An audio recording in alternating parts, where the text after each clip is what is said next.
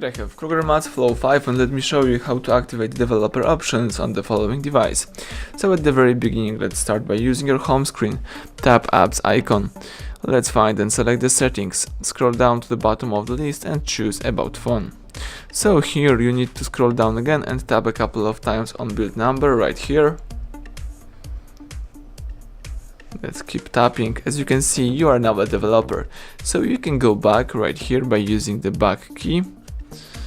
And under printing, you've got developer options. Let's tap it.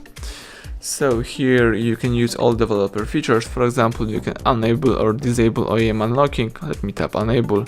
So you just allow the bootloader to be unlocked. You can scroll down. You can also enable USB debugging if you would like to.